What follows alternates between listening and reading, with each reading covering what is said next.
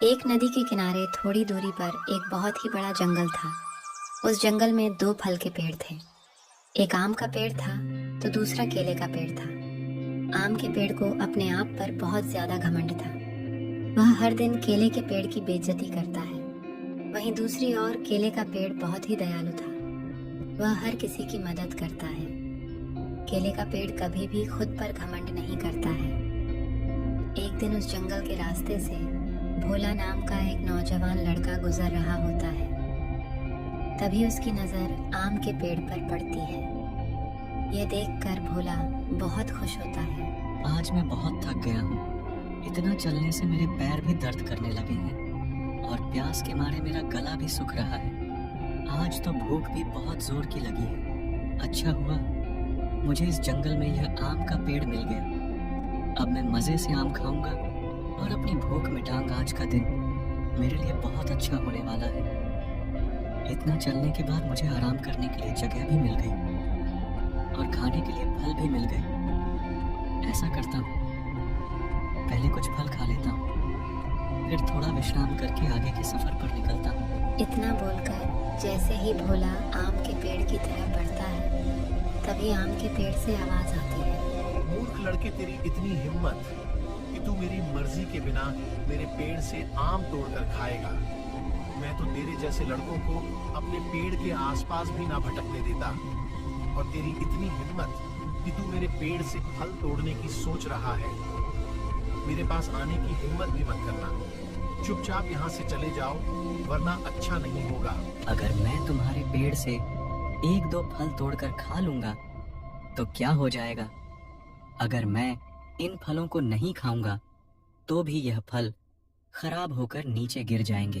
तुम्हारी इतनी हिम्मत, अब तुम मुझे सिखाओगे कि मुझे क्या करना चाहिए और क्या नहीं। तुम्हें तो देखकर मुझे घिन आ रही है। तो सोचो, तुम मेरा फल तोड़ने आओगे तो मेरा क्या हाल होगा। मैं बिल्कुल भी तुम जैसे लोगों को बर्दाश्त नहीं कर सकता। मेरे पास आने की हिम्मत भी मत करना, नहीं तो तुम्हारे लिए ठीक नहीं होगा। आम के पेड़ का ऐसा दुर्व्यवहार देखकर केले के पेड़ से रहा नहीं जाता है और भोला से केले का पेड़ कहता है, मैं जानता हूँ तुम एक मुसाफिर हो और बहुत दूर से चलकर आए हो, जिसकी वजह से तुम बहुत थक गए हो और तुम्हें बहुत जोरों की भूख भी लगी होगी। अगर तुम्हें आम के पेड़ ने अपने फल नहीं दिए तो तुम्हें निराश होने की जरूरत नहीं है। तुम आराम करने के लिए मेरे पेड़ के नीचे आ सकते हो और अपनी भूख मिटाने के लिए मेरे फल तोड़कर खा सकते हो।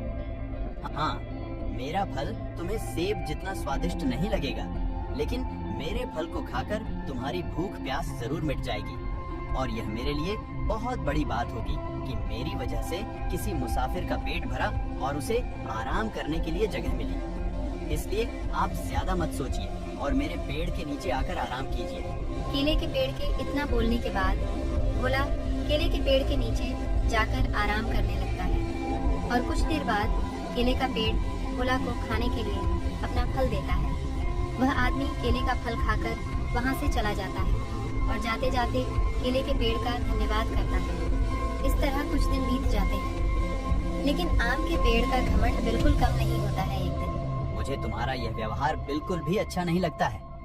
कोई भी तुम्हारे पेड़ के पास आता है, तुम उसे पहले ही भगा देते हो। हमारा काम ही है लोगों की मदद करना और तुम इस चीज से भागते हो। किसी की मदद कर देने से तुम छोटे नहीं हो जाओगे, बल्कि सबकी नजरों में और बड़े हो जाओगे। इसलिए मैं तुमसे कह रहा हूँ, ज्यादा घमंड मत करो। तुम मुझे मत सिखाओ कि मुझे कैसा व्यवहार करना चाहिए और कैसा नहीं। इस पूरे जंगल में मेरे जितना स्वादिष्ट फल किसी और पेड़ का नहीं है, इसलिए सारे लोग मेरे पास आते हैं और मेरा फल खाना चाहते हैं। मैं नहीं चाहता कि कोई भी इंसान मेरे पेड़ के पास आए और मेरे फल तोड़कर खाए। समझे? तुम मुझे ज्यादा ज्ञान मत बांटो। मुझे लगता है तुम्हें अपने फलों पर बहुत ज्यादा घमंड हो गया है, लेकिन मैं तुमसे एक बात कहना चाहता हूँ कि इतना घमंड करना ठीक नहीं है, क्योंकि कोई भी चीज जरूरत से ज्यादा करने पर वह नुकसानदेह हो जाती है। तुम्हारा इतना घमंड तुम्हें एक दिन ले डूबेगा।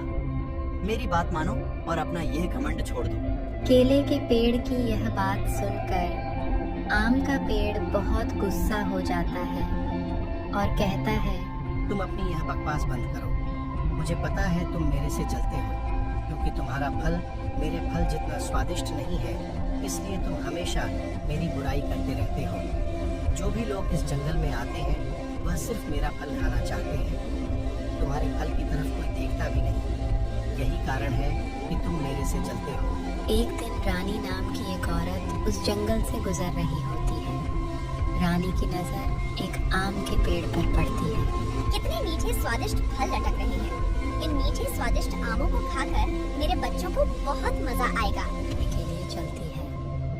आम के पेड़ से आवाज आती है। तुम्हारी हिम्मत कैसे हुई बिना मेरी परमिशन के मेरे फल तोड़ने की? मेरे फलों से दूर ही रहना। अगर अपनी भलाई चाहती हो तो वापस चली जाओ। आम के पेड़ की बात सुनकर रानी आम के पेड़ से कहती है, भला फल तोड़ने के लिए किसकी परमिशन लेनी? मुझे फल तोड़ने के लिए किसी से परमिशन लेने की कोई जरूरत नहीं है। मूर्ख औरत, तुम्हें मेरी परमिशन लेने की जरूरत है। जितनी बार भी तुम फल तोड़ने के लिए मेरे पेड़ के नजदीक आओगी, तुम्हें हर बार मेरी परमिशन लेनी पड़ेगी। मैं तुम्हें अपना फल नहीं तोड़ने दूंगा, इसलिए तुम यहाँ से चली जाओ।